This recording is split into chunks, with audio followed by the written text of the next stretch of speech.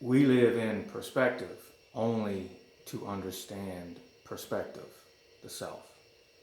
That's what it's about.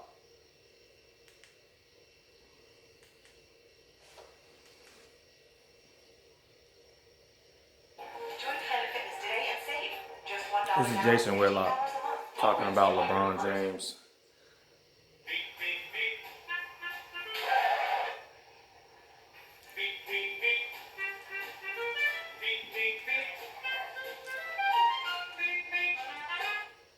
I would be shocked if LeBron James didn't use performance-enhancing drugs. And I realize that, let me throw in this because I hear people put, Jeff T took to Instagram and said, hey, I was just joking. That was just a joke. I didn't really mean it.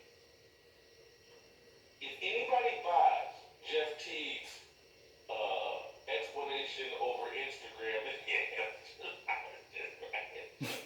You know I didn't mean it. Look, no. I'm gonna turn it now. Oh, I just created LeBron James with all those muscles. All them muscles. Jason Whitlock, he never ate at McDonald's.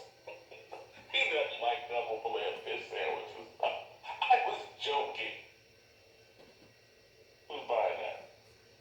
And if that's their justification, let's ignore the story. Jeff Teague said it was all just a joke. Let's ignore all the evidence that this is what all of these athletes do.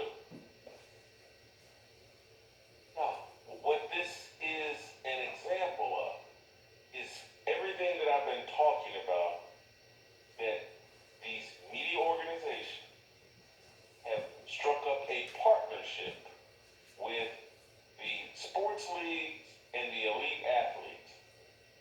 And they don't care about you. They don't care about truth. They don't care about explaining these sports in a way that makes sense and is appropriate. Journalism has been thrown out the window.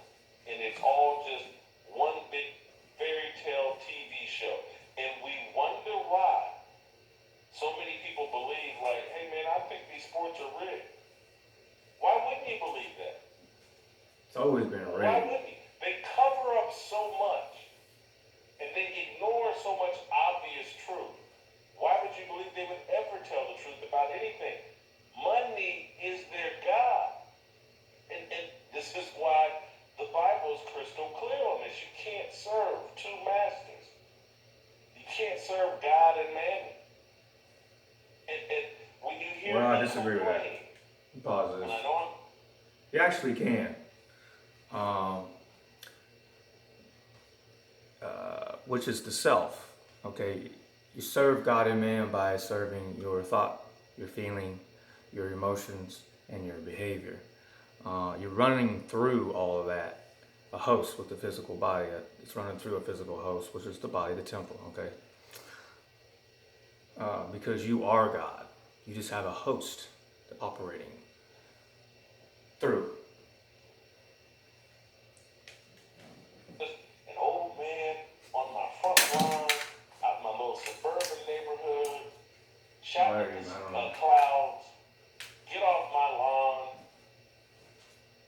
I know that's what I am. But this isn't about being old school. This is about, like, hey man, these sports were invented by the Young Men's Christian Association, organized and invented.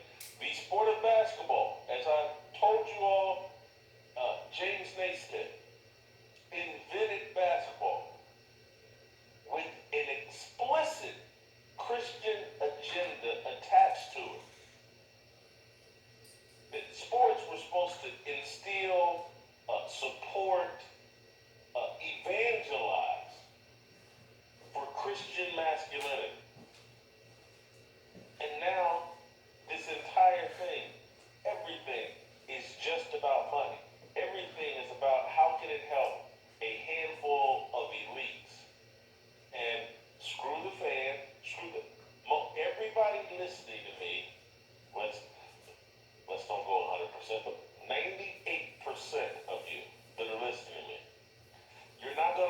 a son or daughter who's going to make it to professional sports.